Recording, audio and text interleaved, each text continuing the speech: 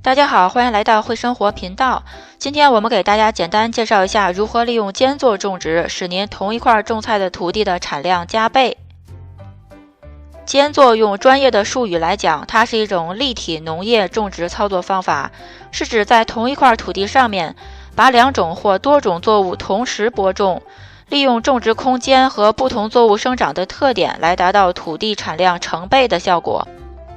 但要注意一点的是，间作作物的共生期至少占其中一种作物的全生育期的一半。说了这么多理论，可能有些菜友还是不太理解。下面我们就用最直接的方法来给您介绍一下，我们在后院是如何亲身实践利用间作种植法来提高我们种菜的产量的。同时呢，也充分利用了我们有限的小块土地。首先呢，不用太多，我们就选两种蔬菜一起种。这样呢比较方便管理，而且要注意间作种植法种植的蔬菜通常是不需要提前育苗的，所以呢我们通常选择春末夏初的时节播种，比如西葫芦和茼蒿的种子都是不需要提前育苗的，直接播种就可以了。在播种西葫芦的种子的时候，要注意其间距，要考虑到其长大后枝叶横向的宽度。而茼蒿呢，这种快熟菜直接随意的撒种就可以了。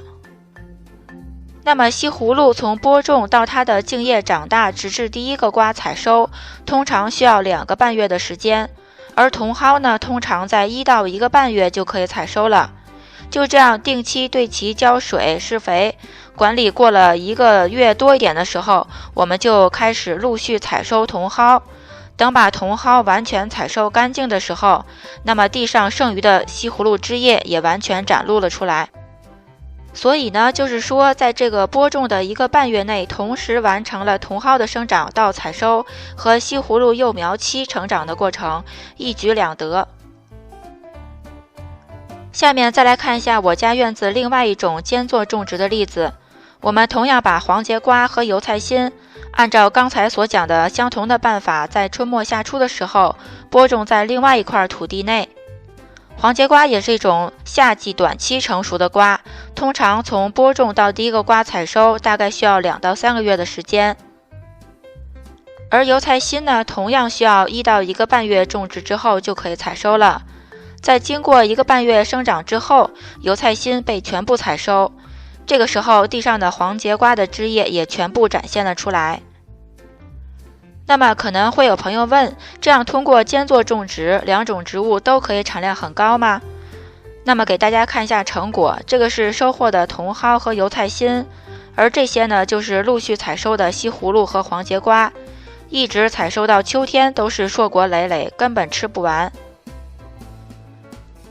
所以通过刚才的范例都可以说明，在同一块土地，在前1个半月到2个月的时间，我们用它同时种植了2种蔬菜，而且都得到了良好的生长，